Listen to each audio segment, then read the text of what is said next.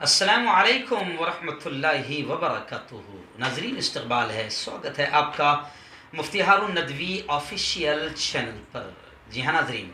आज एक अहम मुद्दे को लेकर हम आपके सामने आए हैं। सबसे पहले तो मैं अपने तमाम ही बौद्ध भाइयों को, एससी एसटी ओबीसी तमाम भाइयों को मैं इस बात पर मुबारकबाद देता हूँ कि पूरी तरीके से जिस तरीके से अभी लॉकडाउन का पालन किया जा रहा है और कोरोना वायरस जो एक ख़तरनाक वबा है, ख़तरनाक मर्ज़ है, जिसने हमारे प्यारे मुल्क भारत में भी कदम रख दिया और बड़ी तेज़ी के साथ फैल रहा है। तो जैसे आपने देखा होगा कि इन दिनों में, ये 21 दिनों के लॉकडाउन में 3 जुमे आए, मुसलमानों ने इसका एहतराम किया, इसका पूरा पूरा पालन किया और मस्जिदों में नहीं गए हैं और अभी घरों में नमाज़ पढ़ रहे हैं। ऐसे ही आज सबसे ख़ास बात यह है कि आज है 14 अप्रैल और आज के दिन हमारे बौद्ध भाइयों को मैं सलाम करता हूँ, हमारे तमाम ही दलित भाइयों को मैं सलाम करता हूँ, मैं तमाम एससी एसटी को सलाम करता हूँ कि उन्होंने भी पूरी तरीके से 14 अप्रैल को, जबकि आज अम्बेडकर जयंती है, मैं तमाम ही अपने साथियों को अम्बेडकर जयंती के इस शुभ अवसर पर अपनी वायरल न्यूज़ लाइव की पूरी टीम, मुफ्ती हारून नदवी ऑफिशियल और मेरे अपनी साप्ताहिक हिंदी नदवी टाइम्स की पूरी टीम की जानिब से मैं उनको बधाई देता हूँ, मुबारकबाद देता हूँ।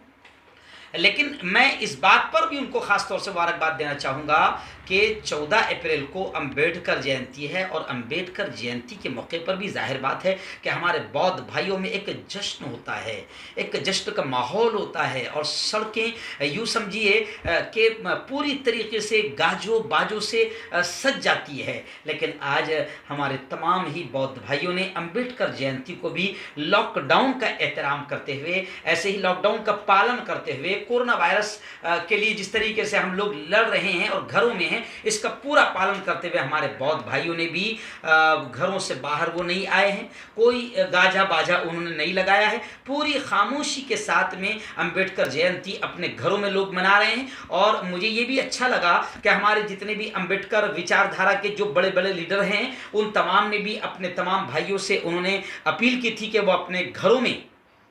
अम्बेडकर जयंती मनाएं। और एक अपील मुझे बहुत अच्छी लगी कि किसी बड़े लीडर ने ये कहा, मुझे नाम याद नहीं आ रहा है, कि भाई अगर आपको अम्बेडकर जयंती मनाना है तो आप अपने घर में रहें और अम्बेडकर, भीमराव अम्बेडकर साहब की किताबों को पढ़ें, उनके विचारों को पढ़ें और इस तरीके से जश्न मनाएं घर पर रहकर। मैं समझता हूँ, आखिरी में जुमला एक होगा, मैं समझता हूँ कि ये मेरा प्यारा मुल्क जो है वो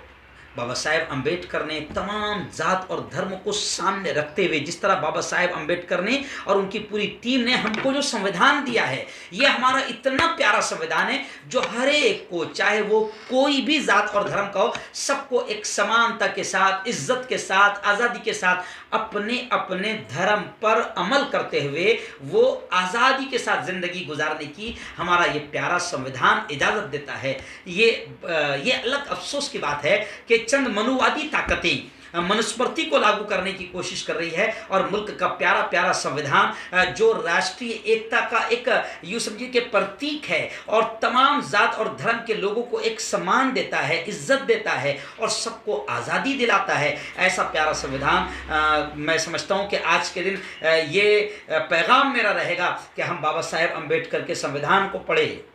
और ये तय कर लें हम सब कि मुल्क चलेगा तो संविधान से चलेगा,